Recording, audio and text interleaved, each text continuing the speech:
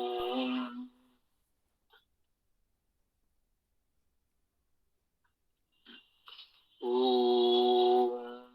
खम ब्रह्म।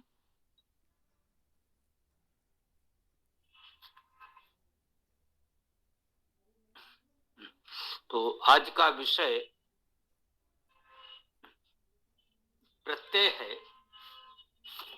हम लोग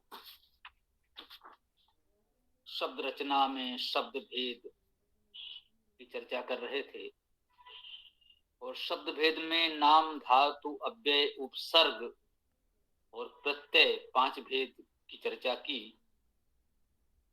इनमें 4 पर हम लोग बात कर चुके हैं। आज शब्द भेद का 5वां विभाग प्रत्यय पर चर्चा होनी है। प्रत्यय कहें कि धातु के अंत में जुड़ते हैं। धातु से प्रत्यय जुड़ने के पश्चात जो शब्द बनता है उसे प्रातिपदिक भी कहते हैं।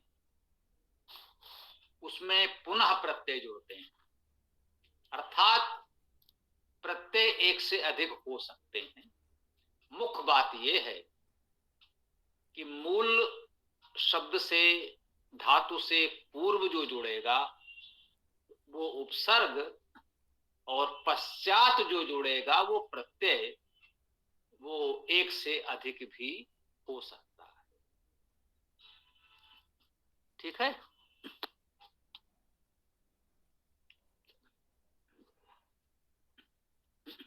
प्रत्यय से उस शब्द के अर्थ को एक निश्चित दिशा मिलती है, यूं कहते हैं।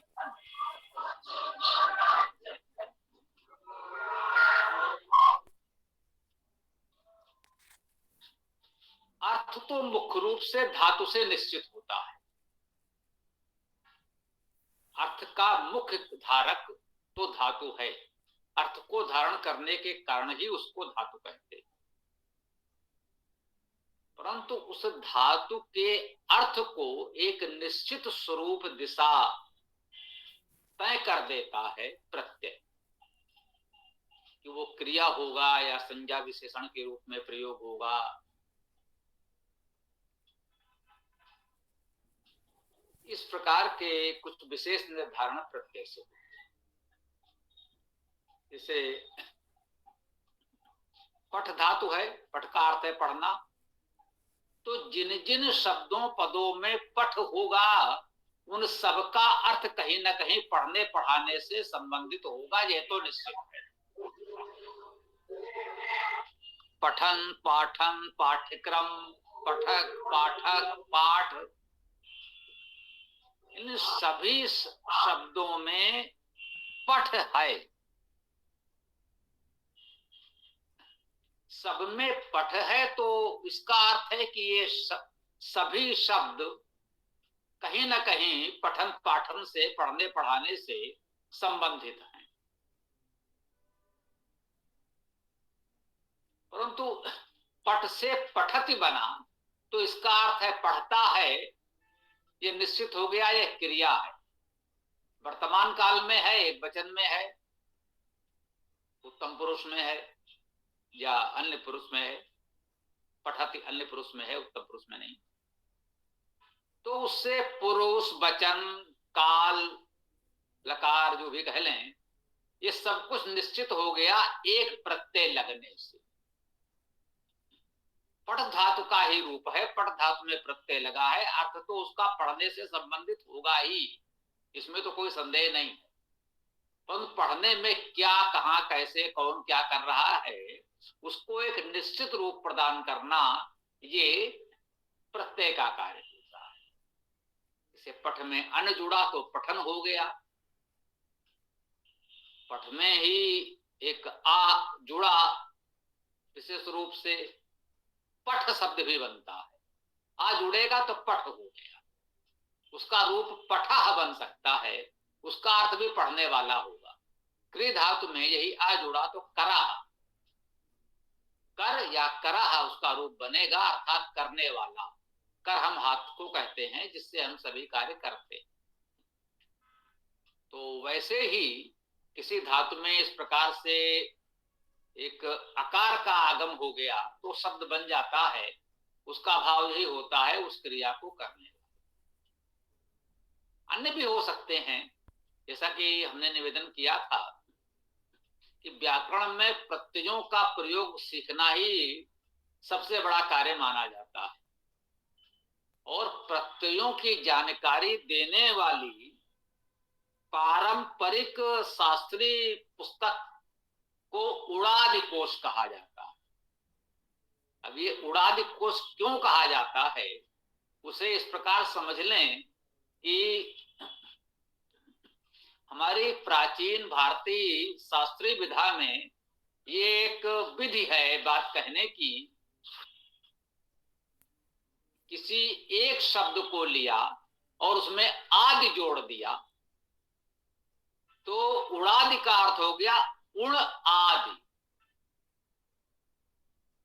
ये उण एक प्रत्यय है, तो उड़ादि कोश कह दिया, उड़ादि पाठ कह दिया, तो उड़ादि पाठ का अर्थ यही हुआ कि इसमें उड़ादि को पढ़ा पढ़ाया जाएगा।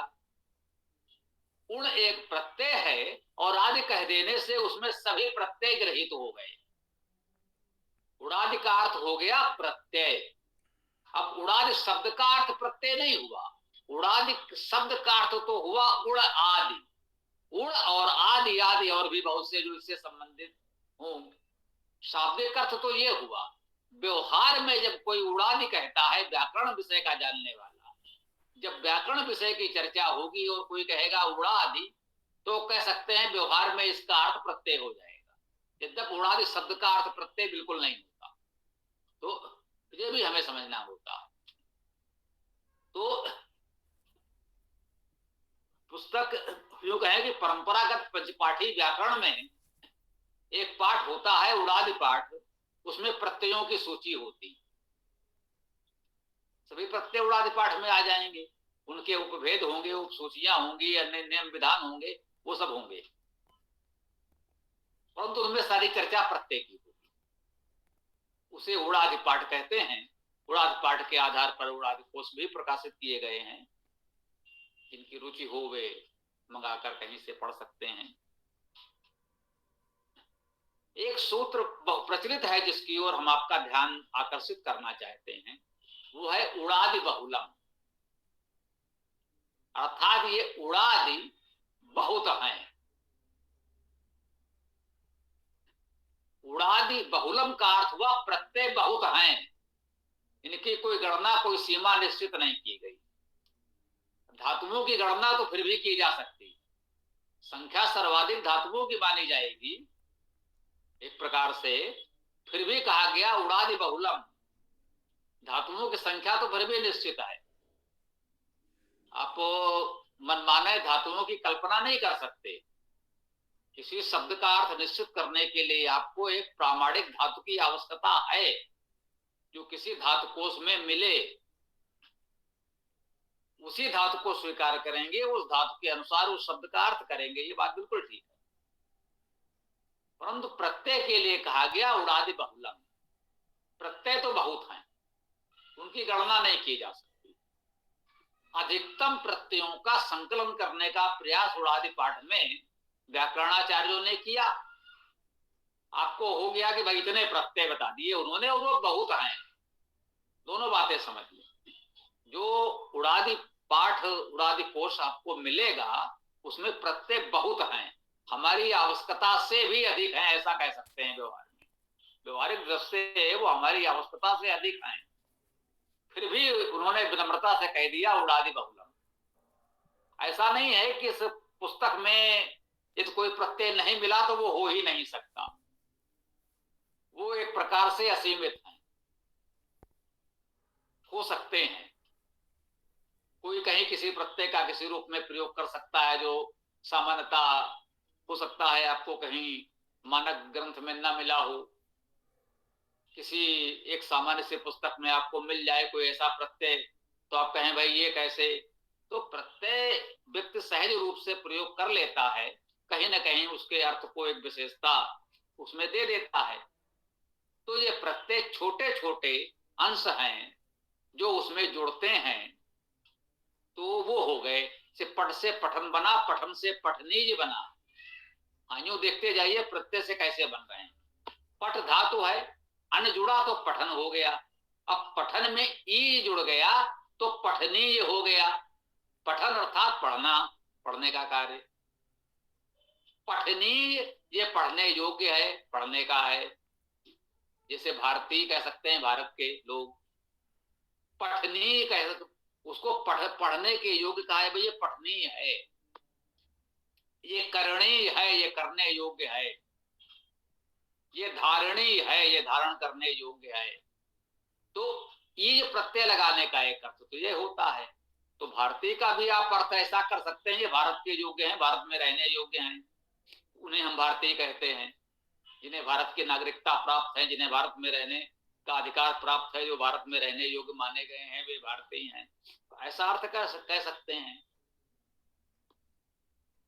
तो मैं कहा पठ से पठन बना, पठन से पठनीय बना। इस पठनीय में एक और ता जुड़ गया तो क्या हो गया, पठनीयता। देखते जाइए कैसे शब्द बन रहा। धातु छोटी सी है पठ, पठ से पठन, पठन से पठनीय, पठनीय से पठनीयता। तो पठ के पश्चात ये जितने जुड़े, ये सब क्या है, ये सब प्रत्यय हैं। इन सबको प्रत्यय कहा जाता है। तो धातु के पश्चात एक के बाद एक कितने प्रत्यय जुड़ते चले जा रहे हैं, इसकी कोई सीमा किसी व्याकरणाचार्य ने तय नहीं की है कि धातु के पश्चात इतने प्रत्यय जुड़ सकते हैं। पठनीयता के बाद कोई प्रत्यय नहीं जुड़ेगा, ऐसा कोई नियम नहीं बनाया गया। हो सकता है सहज बोलचाल में हम आप कभी कोई ऐसा शब्द बोल दें कि पठनीयता के पश्चात कोई प्रत्यय जुड़ जाए, सहज भाव से बोल दें, आप विचार करके व्याकरण लगाकर वो शब्द नहीं बनाएंगे।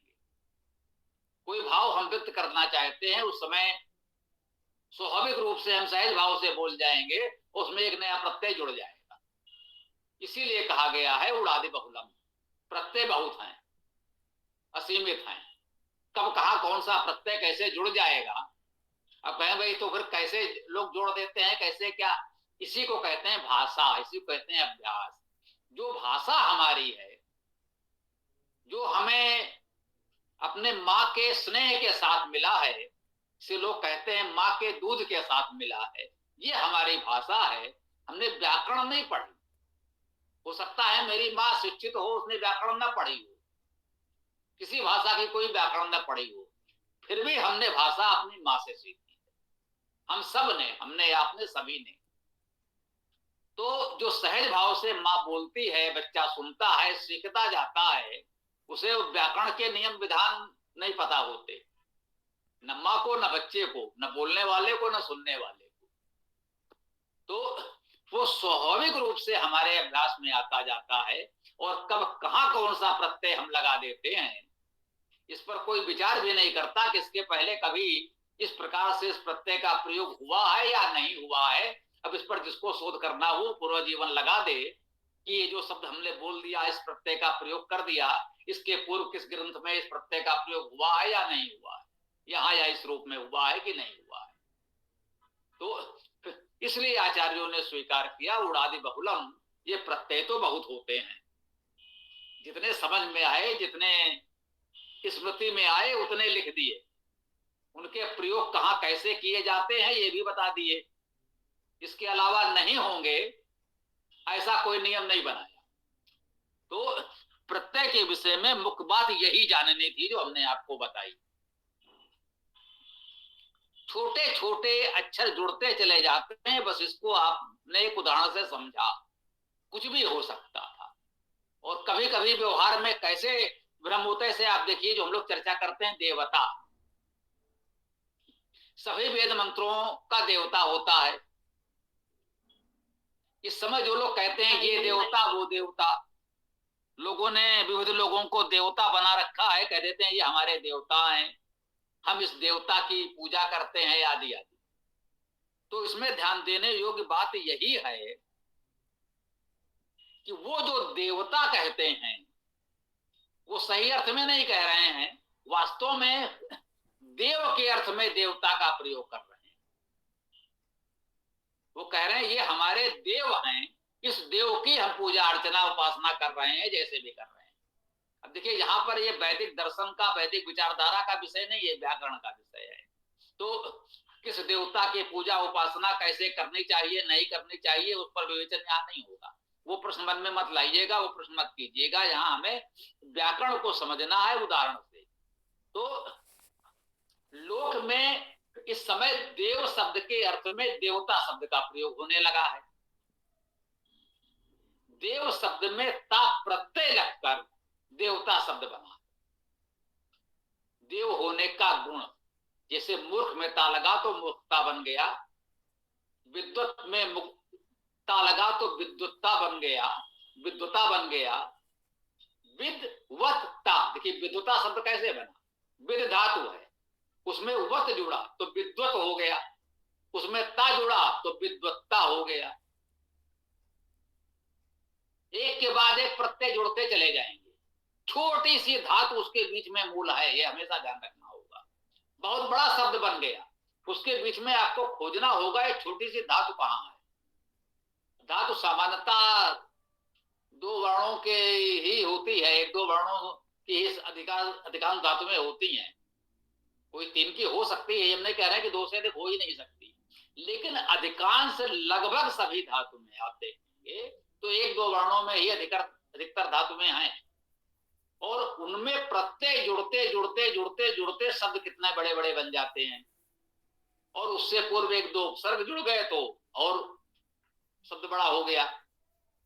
तो इस प्रकार से जब आप इस बात को समझ जाएंगे, उपसर्ग अव्यय की चर्चा हम लोग कर चुके हैं, तो शब्द से धातु से पूर्व अव्यय या उपसर्ग जुड़ सकते हैं और धातु के पश्चात प्रत्यय जुड़ सकते हैं। उपसर्ग भी कई जुड़ सकते हैं और प्रत्यय भी कई जुड़ सकते हैं। तो कोई बड़ा से बड़ा शब्द आपके समझ आ जाए तो इसका अर्थ क्या होगा? भाई ये शब्द तो हमने सुना नहीं, इतना बड़ा शब्द तो कभी पढ़ा नहीं। बिल्कुल भी भयभीत न हो, उसके आकार प्रकार को देखकर सूक्ष्मता से ये देखें। उपसर्ग आदि तो थोड़े हैं, जानते हैं। जरा तुलसी जी, सीताराम जी ध्यान रखें, माइक न खुले किसी का।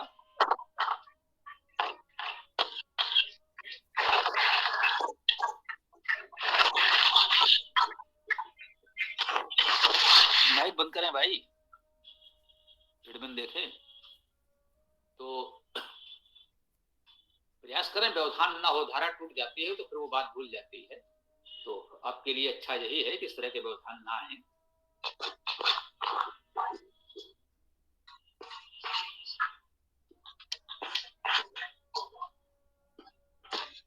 भाई ये बार बार इनका माइक क्यों ऑन हो जा रहा है, इसको देखें।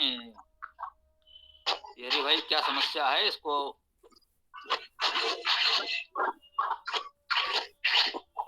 या तो हट ही जाएं अगर ऐसी समस्या। बाकी लोगों को देखने दें, आप बाद में वीडियो देख लीजिएगा। यदि आपको माइक बंद नहीं रख पा रहे हैं, कोई समस्या है।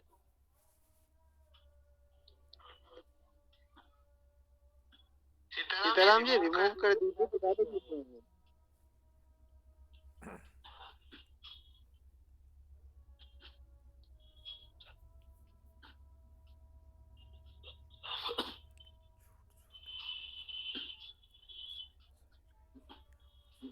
चलिए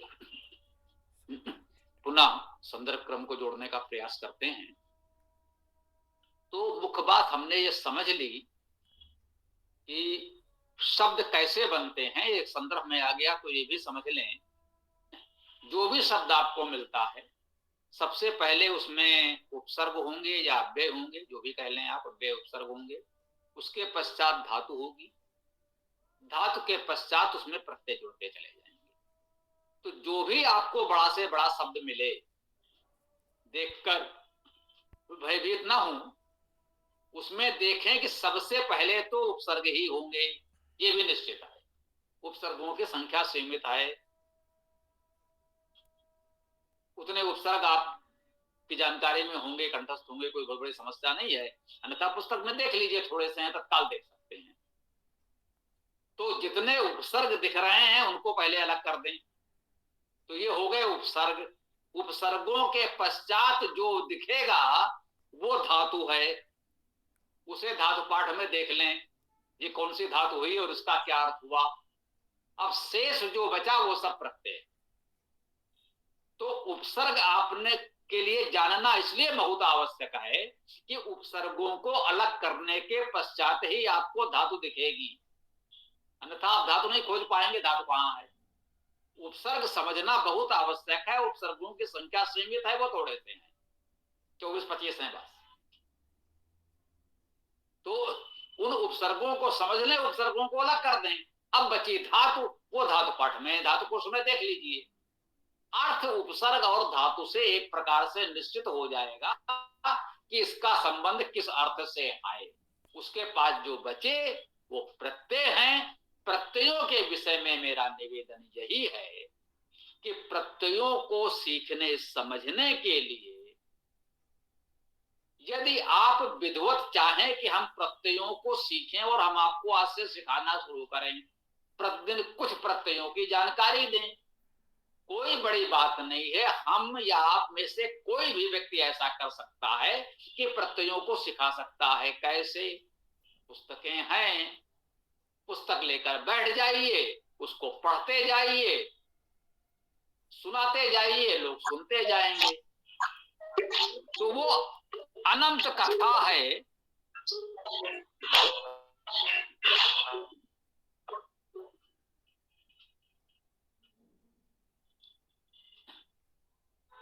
तो इसीलिए प्रत्यय का बहुत अधिक विवेचन यहां हम उस रूप में नहीं करेंगे। उसका सिद्धांत समझना आवश्यक था जो हम प्रयास कर रहे हैं। यद्यप व्यवधान लगातार हो रहा है और समय भी हो गया है। इस व्यवधान के कारण ही संभवतः आज हम बहुत आगे नहीं बढ़ पाए। बार बार ये प्रवाह टूट जाने से बात बहुत नहीं बढ़ पाई। चलिए थोड़ा सा संदर्भ ले लेते हैं और जो शेष रह गया है कल प्रयास करेंगे। और आप लोग ध्यान रखिएगा कि व्यवधान न हो। इसके पश्चात आता है प्रत्यय विभाग। प्रत्ययों को 5 भागों में विभाजित किया जा सकता है। कृत प्रत्यय, तद्धित या उड़ादि प्रत्यय, नामिक विभक्ति सुप प्रत्यय, आख्यातिक विभक्ति तिंग प्रत्यय और लिंग प्रत्यय। ये 5 भागों में हम लोगों ने विभाजित किया है। तो इसमें भी है कृत प्रत्यय धातु के बाद जुड़कर उसे नाम अर्थात संज्ञा या विशेषण कराते हैं। तद्धित या उड़ादि प्रत्यय, अभी उड़ादि पाठ उड़ाद कोश की हमने चर्चा की। संज्ञा या विशेषण शब्दों के बाद जुड़कर उसे नया विशेष अर्थ देते हैं। हमने कहा पठ से अन जुड़ा तो पठन तो बन गया, अब उसके पश्चात जुड़ेगा तो पठनी बनेगा, पठनीता बनेगा। द्यु धातु से देव तो बन गया, अब उस देव में ता जुड़ा तो देवता बनेगा आदि।